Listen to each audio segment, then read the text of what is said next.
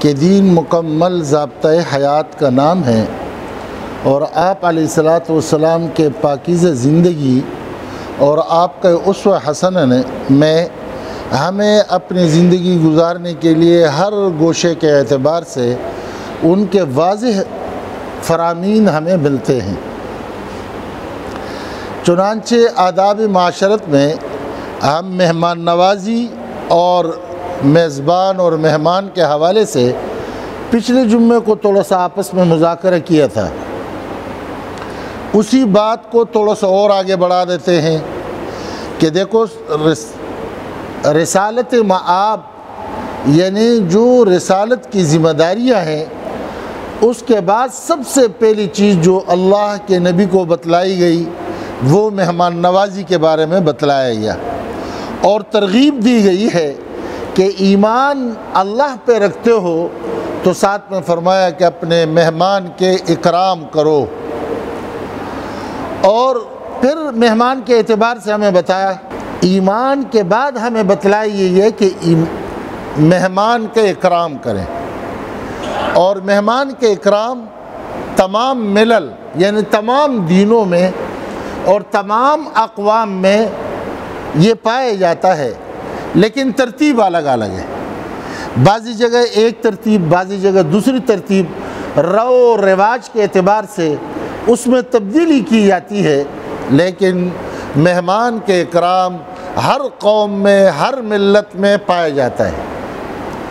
لیکن اللہ نے اتنا کرم فرمایا ہے کہ رسول اکرم صلی اللہ علیہ وسلم کے اتباع میں جب مسلمان اپنے مہمان کا اکرام کرتا ہے اور دوسرے طرف پر اقوام غیر اکرام کرتی ہے تو اس میں فرق یہ ہوتا ہے کہ ہمیں ہمارے اکرام پر ثواب ملتا ہے، اللہ کی رضا ملتی ہے، رسول اکرم صلی اللہ علیہ وسلم کے بتلائے ہوئے ایک سنت کے زندہ کرنے کا ثواب ملتا ہے، اور اسی پر انشاءاللہ ہم جنت کو پائیں گے۔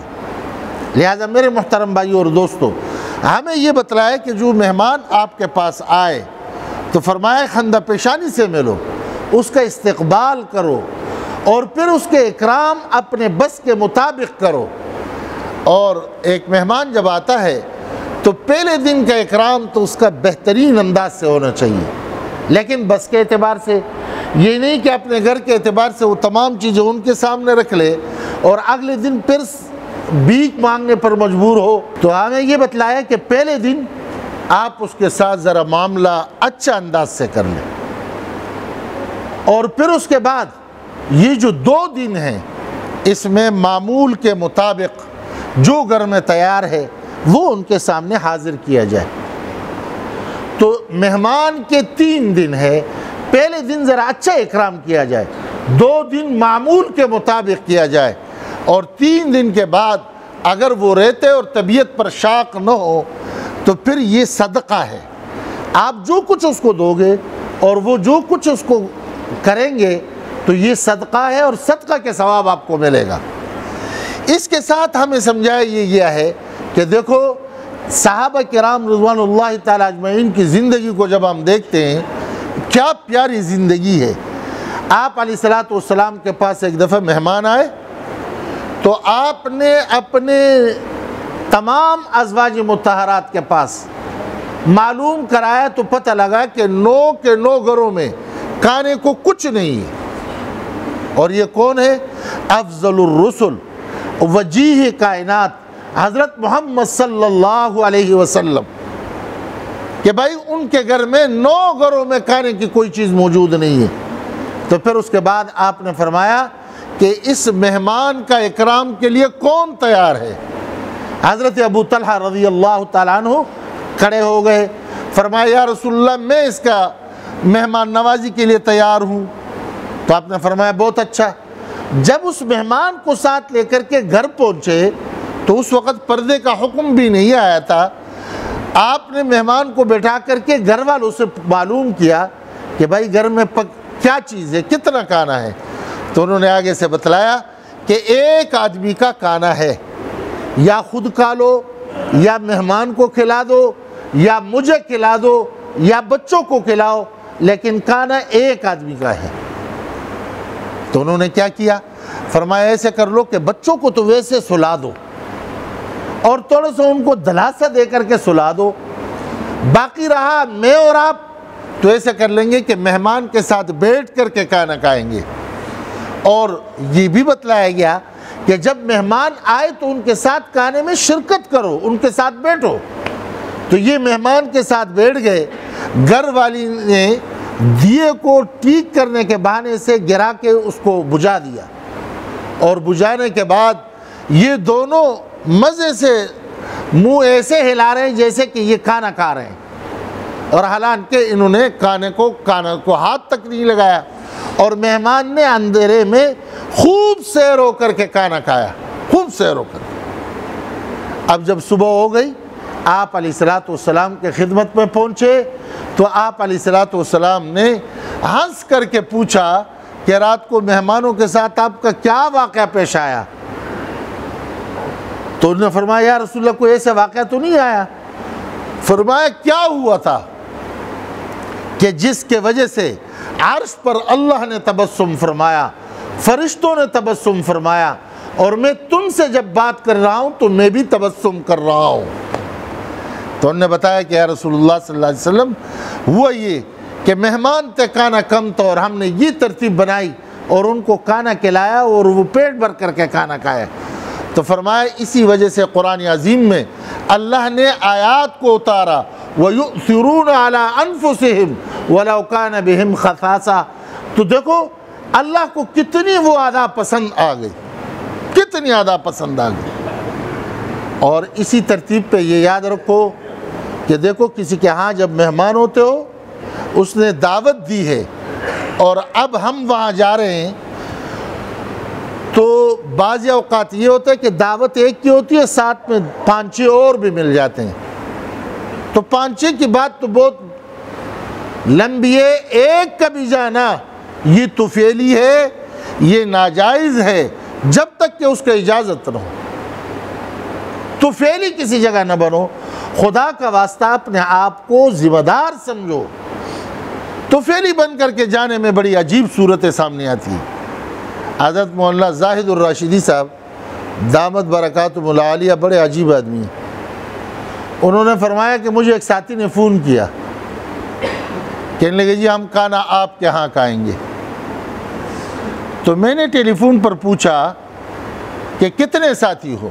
انہوں نے کہا جی ایک گاڑی کے ساتھی ہیں۔ تو فرمایا میرے ذہن میں تھا کہ ایک گاڑی میں 5 تک آدمی ہوں گے۔ اب ان کے لیے کھانا تیار کیا، رات کو جب دیکھا تو پورا ہائی ایکس لے کے آئے، 18 یا 19 آدمی۔ تو میں نے اس سے کہا کہ اللہ کے بندے آپ مجھے بتلاتے کہ ہم ہائی ایکس میں آ رہے ہیں، میں نے تو گاڑی کے یہ سمجھا کہ 5 آدمی ہیں، آپ تو پورا جلوس اٹھا کر کے لے کے آئے۔ دیکھیں ان چیزوں کو سمجھا جائے کہ دیکھیں انہوں نے جتنے آدمی ہیں تو پہلے ان کو اطلاع دو کہ ہم اتنے آدمی ہیں، اور پھر ان کے ہاں پہنچو۔ دیکھیں آپ علیہ السلام غزوہ خندق جب کود رہے تھے تو ایک صحابی کو سخت بھوک نے ستایا، اور آپ علیہ السلام کے طرف مخاطب ہو کر کے اپنے دامن کو اٹھا کر کے بتایا یا رسول اللہ صلی اللہ علیہ وسلم دیکھ لے میں نے پتھر پیٹ پہ باندھا ہے۔ تو آپ نے فرمایا اصبر، صبر کر، اور پھر اپنے قمیص اٹھا کر کے آپ نے دکھایا کہ دیکھو یہ میں نے بھی پتھر باندھا ہے، آپ نے ایک باندھا ہے، میں نے 2 باندھا ہے۔ حضرت جابر رضی اللہ تعالیٰ عنہ اس حالات کو دیکھ کر کے برداشت نہ کر سکے، اجازت چاہی کہ حضرت مجھے اگر اجازت ہو تو گھر جاؤں۔ فرمایا آپ چلے جاؤ۔ یہ وہاں سے دوڑتے دوڑتے گھر آ گئے، پیٹ پہ پتھر باندھے ہوئے، بھوک ہے، گھر میں کچھ ہے؟ تو انہوں نے بتلایا کہ ایک بکرے کے بچڑا ہے، بچہ ہے، اور تھوڑے سے ہمارے پاس اور اناج ہے۔ فرمایا جلدی جلدی آٹے کو گوندو، اور اس کو فوراً ذبح کرایا کہ اس کو تم پکاؤ۔ اب جب وہ ذبح ہو کر کے پکنے لگا تو یہ نکل رہا تھا، تو گھر والی نے ان کو بلایا اور کہنے لگا بات سنو، کہنے لگی بات سنو، تم تو جا رہے ہو امام الانبیاء صلی اللہ علیہ وسلم کے بلانے کے لیے، لیکن صحابہ سارے بھوکے ہیں، کہیں ایسے نہیں کہ سب کو ساتھ لے کے آؤ، یہ کھانا 8 9 10 آدمیوں تک کا ہے، انہوں نے کہا ٹھیک ہے۔ یہ یہاں سے جب آپ علیہ السلام کی خدمت میں پہنچے، عرض کرنے لگے کہ یا رسول اللہ صلی اللہ علیہ وسلم، میں نے 8-9 آدمیوں کی کھانے کا انتظام کیا ہے، آپ بھی چلے اور ان کو ساتھ لے لیں۔ آپ علیہ السلام نے سب کو اعلان کر لیا کہ آؤ آج جابر کے گھر میں دعوت ہے، 800 آدمی۔ حضرت جابر فرما رہے کہ میں تو بہت گھبرا گیا، اور اب ان مہمانوں کے ساتھ مل کے گھر جا رہا ہوں۔ وہاں سے جب میرے گھر والوں نے دیکھا تو وہ بیچاری بھی بڑی گھبرا گئی، لیکن میں جب گھر پہنچا تو وہ بڑی غصہ اور مجھ سے فرمانے لگی، کہنے لگی کہ یہ تم نے کیا کیا ہے؟ تو میں نے کہا بھائی میں نے صرف 8 آدمی اور 9 کا کہا تھا، یہ تو اللہ کے نبی نے اعلان کیا ہے۔ اس نے کہا پھر فکر نہیں کرو۔ آپ علیہ السلام تشریف لائے اور فرمایا کہ اس ہانڈی سے سر مت اٹھائیں، اور تھوڑا سا اپنے لعاب دہن اس سالن میں شامل فرمایا، اور اسی طرح آٹے کے اعتبار سے ترتیب بنائی، اور پھر صبح سے لے کر عصر تک 800 لوگوں نے کھانا کھایا، 800 لوگوں نے۔ اور پھر جب دیکھا تو آٹا بھی اسی طرح باقی ہے، ہنڈیاں بھی اسی طرح باقی ہے۔ یہ میرے نبی کے معجزہ تھا۔ لیکن امت کو تعلیم دینے کے لیے مدینے میں ہے، اور کسی انصاری صحابی نے دعوت کی، آپ چل پڑے، اور اتنے میں دیکھے کہ ایک آدمی بیٹھے ہوئے تھے، وہ بھی ساتھ ہو گئے۔ جب آپ اس کے دروازے پر پہنچے تو باقی ساتھیوں کو اندر کرایا، میزبان کو بلا کر کے فرمایا کہ بھائی یہ بغیر پوچھے آئے ہیں، اگر دل چاہے تو اس کو کھانے میں شامل کر لو، اور اگر دل چاہے تو یہاں سے اس کو واپس کر دو۔ بتلا دیا کہ طفیلی کو اس طرح شریک نہیں ہونا چاہیے۔ میرے محترم بھائی اور دوستو، اسی طریقے پر دعوت، یہ جو دعوتیں آج کل چل رہی ہے، کاٹ میں اس بیچارے نے لکھ لیا، گناہ کیا اس نے۔ اب کیا کر لیا کہ پورا خاندان کو اکٹھا کر کے لے کے گئے۔ وہ ایک نے کسی کی دعوت کی تھی نا، تو کاٹ میں انہوں نے لکھا تھا کہ گھر والے بھی ساتھ ہو۔ تو ان دنوں میں کہ اسکول کی چھٹیاں ہو گئی تھی، تو ان کی سالیاں بھی آئے، سالے بھی آئے، پورا ایک بس برابر ہو گیا تھا۔ شام ہو گئے، سب نے کپڑے بدلے اور بیٹھ گئے بس میں، ادھر ہی پہنچ گئے۔ اب جب وہ حال والوں نے دیکھا کہ یار یہ کیا ہو رہا ہے، تو آ کے ملے، کہنے لگے جی حیا نہیں ہے۔ اس نے کہا جی حیا کا امتحان ہو رہا ہے، وہ گھر میں رہ گئی، باقی سب آئے۔ میرے بھائیو، یہ کون سا تک ہے کہ وہ چھوٹے کو بھی اٹھاؤ، بڑے کو بھی اٹھاؤ، رشتہ داروں کو بھی بلاؤ۔ اس بیچارے نے قصور کیا کہ مجھے اور آپ کو دعوت دی۔ لہذا دعوت میں اعتدال، جتنے ساتھیوں کو کہا وہ جائیں، اور جن کے نہیں کہا مت جائیں۔ اب آپ دیکھ لیں کہ ایک آدمی کی دعوت کی ہے، اور اس جوان نے اپنے ساتھ اپنے گاڑوں کو بھی ملا دیا، ساتھ میں 4-5 چوروں کو بھی ملا دیا۔ اگلے والے کا کوئی پتہ ہے کہ اس کی حیثیت کیا ہے؟ وہ ہمارے ایک ساتھی کا آپریشن ہوا تھا، اور ہارٹ کا آپریشن کیا تھا، تو ہمارے ایک تیسرا دوست جرمنی میں تھا۔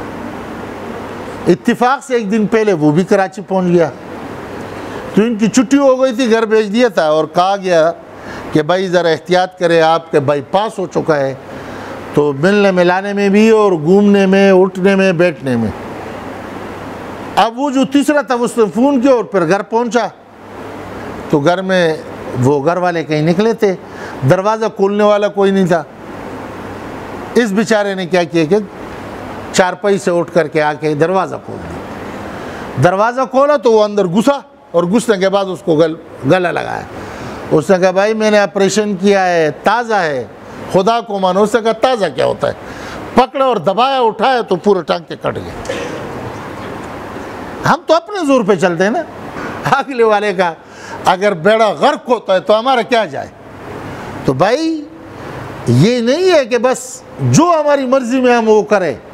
وہاں دیکھو اللہ کے نبی سمجھا رہے ہیں کہ دیکھو آداب کیا ہے میزبان کا، آداب کیا ہے مہمان کا۔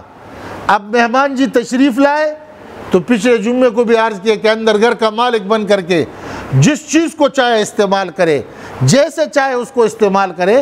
یہ ناجائز ہے، یہ آپ کے پاس امانت ہے، حدود میں رہتے ہوئے اس کو استعمال کیا جائے۔ اور اسی طرح اپنے من چاہی کے وہاں فرمائشیں شروع کر لی کہ نمک یوں ڈال دو اور چینی یوں ڈال دو اور پھر اس میں مرچی یوں ہونا چاہیے، فلاں چیز یوں پکا لو، تو اس کے لیے آپ فوری طور پر ہوٹل رجوع کریں اور وہاں بیٹھ کر کے وہاں کے ویٹر ان لوگوں کو کہو، ویٹر کو، کہ میرے لیے یہ لاؤ اور یوں بناؤ، یہاں آپ مہمان ہو۔ البتہ کوئی ایسی بات ہے کہ جو ان کے لیے آسان ہو اور وہ آپ نے کہہ دیا تو کوئی بات نہیں، لیکن اگر یہ چیز ہوتی ہے تو یہ بہت غلط ہے۔ حضرت امام شافعی رحمۃ اللہ علیہ کے بارے میں آتا ہے کہ اس وقت کے ایک بہت بڑے فقی کے ہاں یہ مہمان ہو گئے، تو بعضی جگہ میں تو یہ صورت ہوتی ہے کہ وہ چاہتے یہ ہے کہ میرا مہمان کہے اور میں وہ تیار کر لوں تو وہاں کہا جائے، لیکن بعضی جگہ یہ چیز نہیں ہے اور یہ فرمائشیں شروع کر لے، تو اب اس فرمائش کو کیسے پوری کی جائے گی، یہ بھی ایک مسئلہ ہے۔ تو وہ روزانہ اپنی باندی کو ایک کاغذ دیا کرتے تھے اور ساتھ میں قلم بھی دیا کرتے تھے کہ امام شافعی رحمۃ اللہ علیہ کی خدمت میں پہنچ کے ان سے لکھواؤ کہ وہ کیا کھانا چاہتے۔ کافی دن ہو گئے تو ایک دن حضرت امام شافعی رحمۃ اللہ علیہ نے اس میں تھوڑی سی ترمیم کر کے ایک چیز کا اضافہ کیا۔ دسترخوان جب لگ گیا، کھانا سارا آ گیا تو دیکھا کہ اس میں ایک چیز کا اضافہ ہے، تو اس فقیہ نے اپنے باندی کو بلایا اور بلا کے پوچھا یہ کہاں سے آیا، تو اس نے فوراً وہ کاغذ نکال کر کے اس کے سامنے رکھ دی کہ جی دیکھ لے۔ جب اس کے نظر اس پر پڑا کہ امام شافعی رحمۃ اللہ علیہ نے اس میں یہ اضافہ کیا ہے، اتنے خوش ہو گئے کہ اس باندی کو اسی وقت آزاد کرایا۔ تو ایک تو یہ ترتیب ہے کہ اگلے والے کو محسوس نہیں ہوتا اور وہ ایسا جگہ ہے کہ وہاں چیزیں ملتی ہے تو پھر تو فرمائش کی جائے، لیکن اگر وہاں ملتی نہیں ہے اور اس بیچارے کو اس میں دقت محسوس ہو رہی ہے اور ادھر یہ حضرت بیٹھا ہوا ہے مفت میں اور کہہ رہے یہ خواہش میرا کر لو، تو یہ چیزیں نامناسب ہے، یہ چیزیں نامناسب ہے۔ ایک دو باتیں اور ہیں انشاءاللہ وہ اگلے جمعے کو، اللہ پاک ہم سب کو عمل کرنے کی توفیق عطا فرمائے۔